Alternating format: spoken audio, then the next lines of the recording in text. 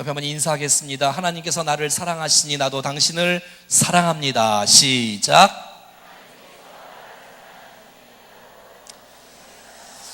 한번 따라하겠습니다. 말씀의 부흥을 이루라. 우리 이 세대 가운데 외형적인 것뿐만 아니라 내면적인 우리의 심령에 부흥이 일어나기를, 특별히 말씀을 통해서 우리의 심령에 부흥이 일어나기를 간절히 축복합니다. 여러분, 이 성경책은 여러분 동화책이 아닙니다. 여러분, 이 성경책은 만화책이 아닙니다. 여러분, 이 성경책은 사람의 말도 아니고 목사의 말도 아니고 어떤 무슨 부모나 어떤 훌륭한 사람들의 말이 아니라, 여러분, 이 성경은 살아계신 하나님의 말씀인 줄로 믿습니다. 사랑하는 여러분, 하나님의 말씀은 능력이 있는 줄로 믿습니까? 사람의 말도 권세가 있고 힘이 있는데 살아계신 하나님의 말씀이 얼마나 크고 위대한 능력이 있겠습니까? 여러분, 하나님의 말씀, 하나님은 말씀으로 세상을 창조하셨습니다. 빛이 있으라, 빛이 있었고, 하늘아 있으라, 하늘이 있었고. 여러분, 어떻게 사람이 하늘을 만들 수가 있겠습니까? 내가 하늘을 만들어 좀 볼까? 하늘 만들어보자. 하늘. 이런 사람들을 전문 용어로 따라하겠습니다. 바보. 사람은 이 세상을 만들 수 없습니다. 살아계신 하나님께서 이 모든 만물을 창조하신 줄로 믿습니다. 있을지어다 그대로 되니라 보기 좋았더라. 하늘의 새 중에서 여러분, 은서는 무슨 새를 좋아해요? 참새.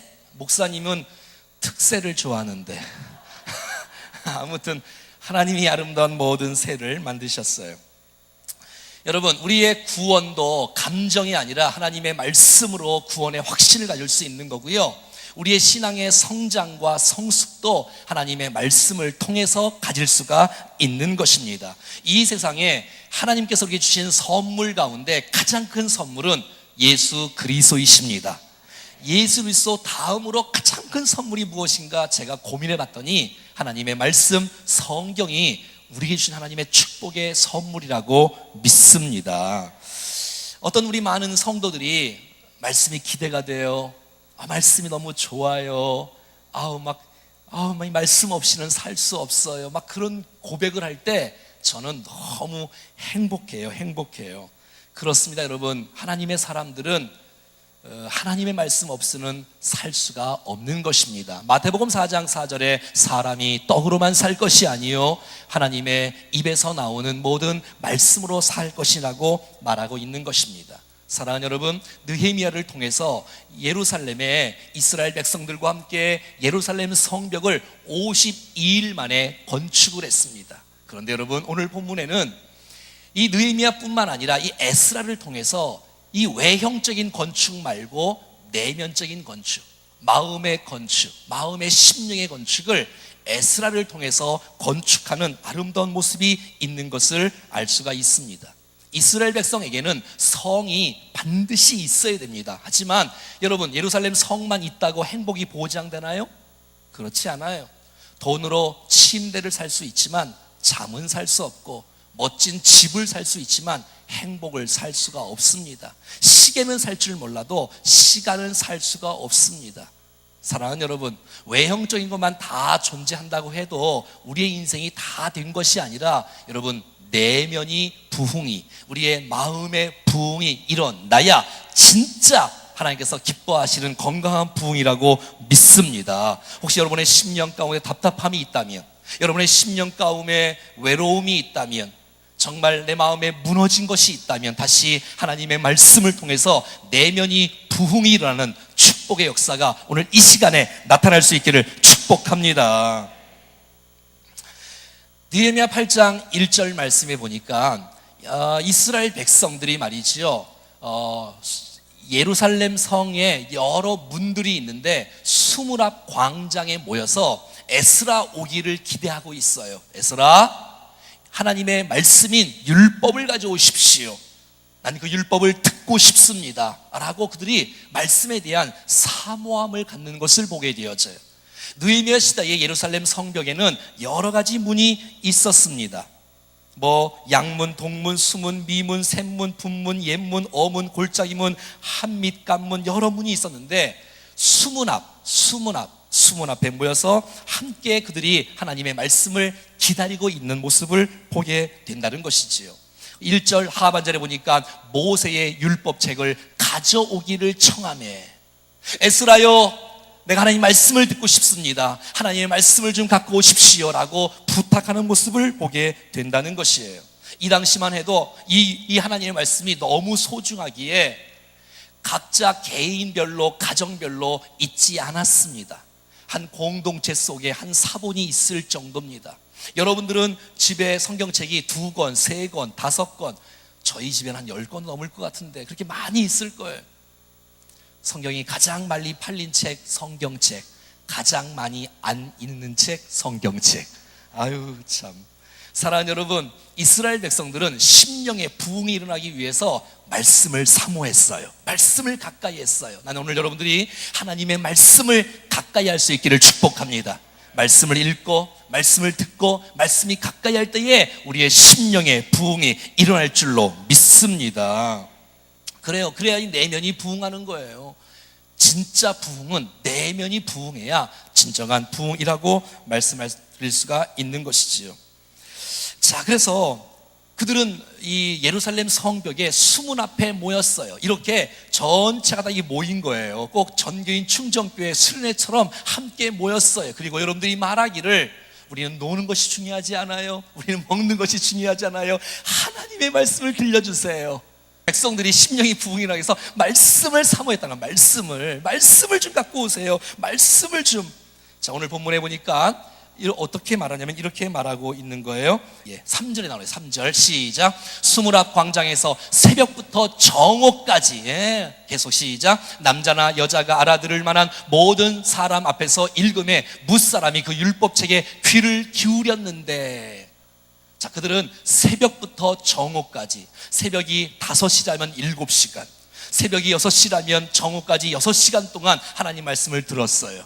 우리는 1시간 정도 예배 드려도 버티기가 굉장히 어려운데 이 사람들은 수문 앞에 다 모여서 새벽부터 정오까지 말씀을 듣고 싶어 말씀에 귀를 기울이며 그들이 사모하는 마음, 갈급한 마음, 열정이 있었다는 것을 보게 된다는 것입니다. 사랑하는 여러분, 제가 여기서 6시간 동안 예배를 인도하고 설교를 하면 남아있을 사람이 거의 다일 것 같습니다. 여러분, 사랑하면, 열정이 있으면, 애정이 있으면, 은혜를 받으면 시간 가는 줄도 모르고 사모하는 마음이 있는 것이 아니겠어요? 여러분, 연애할 때 지루했어요? 아니잖아요. 막 사랑하니까 더 있고 싶어하고 더 해보셨어요? 막 하루 종일 데이트하고 집에 가서 밤중에 잠을 자려고 전화 통하면서도 밤새지요. 그런 거 안 해보셨나? 하여튼 그렇습니다. 여러분, 하나님의 말씀이, 이 예배가 지루하지 않고 은혜가 되면 정말 우리에게 축복이 되는 줄로 믿습니다. 어떤 사람이 교회를 갔는데, 이제 안 믿는 사람이 교회를 갔는데 목사님이 매일마다 이런 설교를 하시는 거예요. 성경은 진리입니다. 성경은 진리입니다. 근데 은혜가 받기 전에는 그 메시지가, 그래 맞아, 성경은 정말 진리요. 그래서 막 이게 진리로 들리는 게 아니라 이게 진리입니다. 성경은 진리입니다로 들린답니다. 근데 그 다음 주에 또 교회를 갔는데 성경은 진리입니다. 그랬는데 정말 이번에는 어떻게 들리면 은혜가 되니까 성경은 찔립니다. 성경은 찔립니다. 그러니까 성경은 진리입니다고 들리는 거예요. 여러분, 난 여러분들이 말씀이 질리지 않고 진리로, 내게 찔림으로 들리는 하나님의 말씀이 될 수 있기를 축복합니다. 하나님을 선포할 때 5절에 이들은 이런 자세로 주님 앞에 말씀을 들었습니다. 시작. 에스라가 모든 백성 위에 서서 그들의 목전에 책을 펼 때에 모든 백성이 일어서니라. 그래서 한국 교회 몇 교회는 어떤 성경 봉독을 할 때 다 일어나서 성경 봉독을 하는 교회가 있어요. 제가 지금 서서 말씀을 전하지 않습니까? 이들은 무려 5시간 동안, 6시간 동안, 7시간 동안 서서 예배를 드리고 서서 말씀을 받았다는 거예요. 그 정도의 사모함이 있었고 간절함이 있었고, 그러니까 심령의 부흥이 일어나는 것이에요. 일어난다는 것은 존경심입니다. 예의입니다. 경외심입니다. 우리가 사무실에 앉아 있으면 어른들이 들어오면 일어나잖아요. 여러분들 안 일어나나요? 이 어른들이 들어오면 일어나죠. 예의를 표시하는 거잖아요. 존경을 표시하는 거. 하나님의 말씀. 여러분, 목사가 무슨 권위가 있겠습니까? 목사는 권위가 없습니다. 하지만 하나님의 말씀이 권위가 있기에, 하나님 말씀을 전하기에 정말 우리가 하나님의 말씀 때문에 또 권위를 인정해 줄 수밖에 없는, 그래야 우리 가운데 그 말씀이 내게 주신 말씀으로 들리지가 않겠습니까?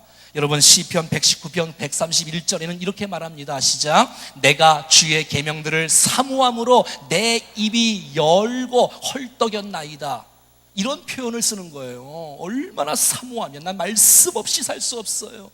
내게 말씀을 주세요. 나 은혜 없이 살 수 없어요. 내가 전교인 수련회로 왔지만 내가 정말 내 집중해서 말씀을 사모하겠사오니 내게 은혜를 베풀어 주시옵소서. 말씀이 임하면 우리의 심령과 가정과 인생에 놀라운 하나님의 시온의 대로가 열어지는 축복이 있을 줄로 믿습니다. 그래서 아모스 선지자는 이렇게 말을 하고 있습니다. 양식이 없어 주림이 아니며 물이 없어 가람이 아니요 여호와의 말씀을 듣지 못한 기갈이라고 성경은 말하고 있는 것이에요. 사모함이 있어야 돼요.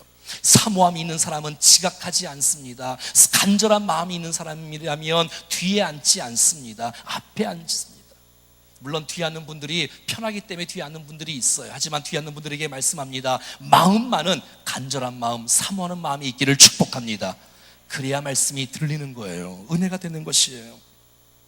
뿐만 아니라 그들은 함께 귀를 기울이지요, 함께 일어나지요, 귀를 기울이고 말씀을 사모하고 듣지요. 그런데 또 여러분 6절 말씀에 이렇게 말하고 있습니다. 시작. 에스라가 위대하신 하나님을 여호와를 송축하며 모든 백성이 손을 들고 아멘 아멘하고 응답하고 몸을 굽혀 얼굴을 땅에 대고 여호와에게 경배하니라. 예, 이런 자세로 너무 은혜가 되니까 말씀을 선포하니 정말 내가 너무 말씀에 대한 사모함이 있는데 그 말씀이 내 마음속에 채워지는 거예요.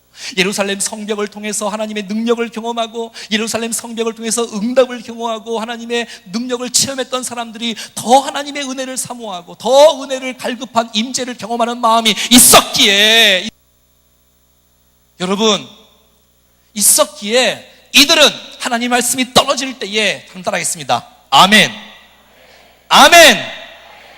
이게 그냥 아멘이 아니잖아요.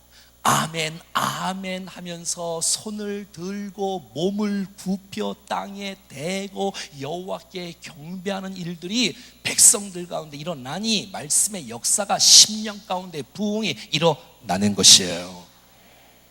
여러분, 은혜를 받은 사람은 이렇게 겸손합니다. 우리 주위에 교만한 사람 있지요? 은혜를 못 받아서 그래. 얼마나 은혜가 안 들면 막 뻣뻣하게 그러겠어요. 정말 주님을 두려워하니까 고개를 숙이고 하나님을 높이고, 맞습니다. 아멘입니다. 그렇습니다. 동의합니다. 그렇게 살기를 원합니다. 아멘, 아멘 하지 않습니까? 저희 교회는 그래도 아멘을 그나마 좀 잘하는 편인데 감사해요. 할렐루야. 예. 이 아멘 얼마나 좋아요. 믿음의 고백이고 신앙의 표현이잖아. 아멘을 통해서 하나님의 축복이 우리 가운데 역사되는 역사가 있을 것입니다. 예수님의 이름이 아멘이라 그랬잖아요. 아멘이시요. 아멘, 아멘. 여러분, 하나님 말씀이 떨어지는데 구경하니 어떻게 내 심령 가운데 역사가 일어나겠어요? 그 말씀이 내게 주신 말씀으로 아멘으로 확 붙잡을 때 그 말씀이 우리의 심령 속에서 차고 넘치는 역사가 일어나는 것이에요. 데살로니가전서 2장 13절에 이렇게 말합니다. 그러므로 우리가 하나님께 끊임없이 감사함은 너희가 우리에게 들은 바에 하나님의 말씀을 받을 때에 사람의 말로 받지 아니하고 하나님의 말씀으로 받음이니 진실로 그러하도다. 그러니까 이 말씀이 또한 너희 믿는 자 가운데에서 역사하느니라. 할렐루야. 여러분, 하나님을 우리가 어떻게 만날 수 있나요? 우리가 하나님의 임재를 어떻게 경험할 수 있나요? 우리가 어떻게 하나님과 교제할 수 있나요? 하나님께서 오늘 하나님의 말씀을 통해서 주시는 말씀이 하나님께서 이 시대에 지금 내게 주신 말씀으로 받을 때에 말씀으로 인한 역사가 우리 안에서 일어나는 줄로 믿습니다. 데살로니가 교회 사람들은 말씀을 받을 때에 사람의 말로 받지 않고 내게 주신 하나님의 말씀으로 받았다는 것입니다. 사랑하는 여러분, 저는 예배를 드릴 때 이렇게 혼자 하고 싶은 마음이 없어요. 같이 호흡하며 같이 반응하며 예배하기를 원합니다. 그래서 함께 그래서 구경하는 사람 없이 이렇게 팔짱 끼고 그냥 이렇게 무슨 뭐 콘서트를 관람하듯이 그러한 자세가 아니라 정말 이스라엘 백성들처럼 마음으로나마 서서 손을 들고 아멘 하며 내 귀에 똑똑히 들려주세요. 그 사모하는 마음으로 주 앞에 나오니 예배할 때마다, 말씀을 들을 때마다 하나님의 은혜를 경험하는 놀라운 축복이 있다는 것입니다. 어떤 집에 며느리가 들어왔어요. 그런데 이 며느리가 아기가 없는 거예요. 그래서 믿음 좋은 권사님이 이 담임 목사님께 특별 기도를 받아야 되겠다 하고서 며느리를 데리고 목사님이 갔어요. 목사님이 기도해 주시면 이 우리 며느리가 아기를 낳을 것 같아요. 임신을 할 것 같아요. 그래서 목사님이 기도합니다. 며느리를 놓고 기도합니다. 주여 태문을 열어달라고 기도하는데 이 목사님이 아멘을 좀 요청했거든요. 아멘을 며느리에게 아멘 좀 해라. 근데 이게 쑥스러워서 부끄러워서 아멘을 못하는 거야. 그 옆에 있던 믿음 좋은 권사님이 대신 아멘을 하니 정말 역사에 나서 임신이 됐어요. 시어머니가 임신한 거예요. 이게 다 아는 얘기를 해도 그래도 참 반응을 보여주신 여러분들을 정말 고맙습니다. 자, 아무튼 여러분, 근데 사실 이건 별로 뭐 그냥 재미있는 얘기고, 여러분, 그냥 아멘을 하지 마시고, 세상 말에 아멘하지 마시고, 저의 말에 아멘하지 마시고, 하나님의 말씀이 선포될 때 아멘할 수 있기를 축복합니다. 그래야 그 말씀이 우리 안에서 적용되어지고 역사되어지는 은혜가 있다는 것입니다. 오늘 18절 말씀 보니까 이 메시지를 얼만큼 듣냐면 2회 동안, 그러니까 7일 동안 계속 듣는 거예요. 제가 보지 않지만 13절에는 그 다음 날도 또 말씀을 들으러, 이 사람들은 말씀 없이 살 수가 없다는 얘기인 거예요. 요한계시록 1장 3절, 마지막 때가 되어지면 복 있는 사람이 있는데 말씀을 읽는 자, 말씀을 듣는 자, 그 가운데 기록한 것을 지키는 자가 복이 있답니다. 사랑하는 여러분, 하나님의 복을 받기를 원하십니까? 하나님의 은혜를 받기를 원하십니까? 말씀을 가까이 하십시오. 말씀을 읽으세요. 자, 창피할까 봐 이런 게 묻진 않겠어요. 평생을 신앙생활 하면서 아직도 성경을 한 번도 읽지 않은 분들이 틀림없이 없을 것 같아요. 우리 교회는. 주여, 그랬으면 참 좋겠어요. 여러분, 말씀이 적용될 때, 말씀이 은혜가 임할 때 우리 안에 역사가 나타나는 것을 보게 되는 거예요. 자, 또 뿐만 아니라 말씀을 읽고 들을 뿐만 아니라 아멘할 뿐만 아니라 오늘 말씀에는 2절과 3절 말씀에 보니까 이런 말씀이 나와 있어요. 여기 보니까 3절 말씀 봐요. 자, 봐요.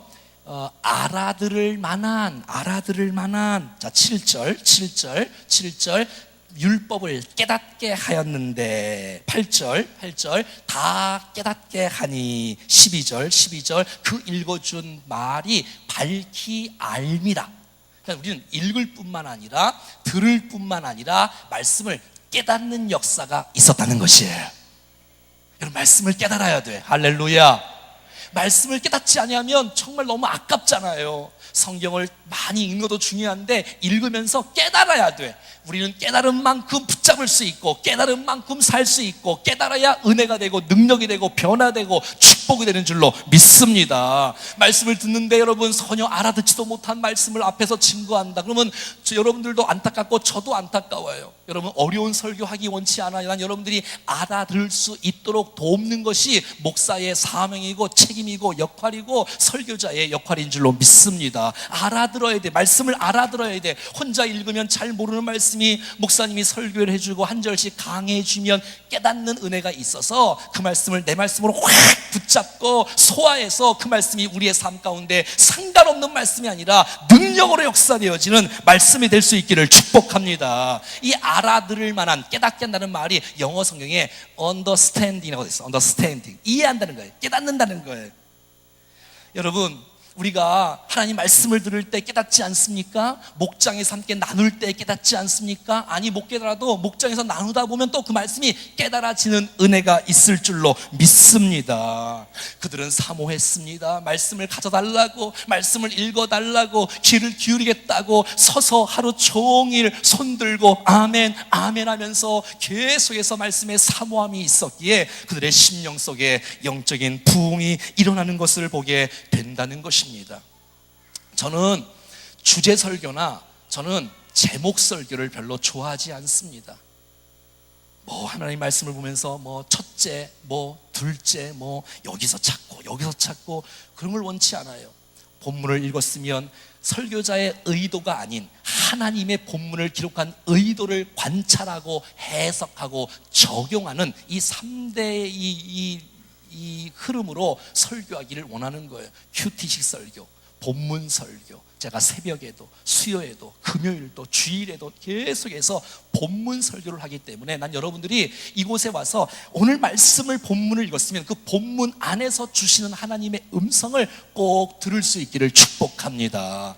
거기에 은혜가 되어야 되는 거예요.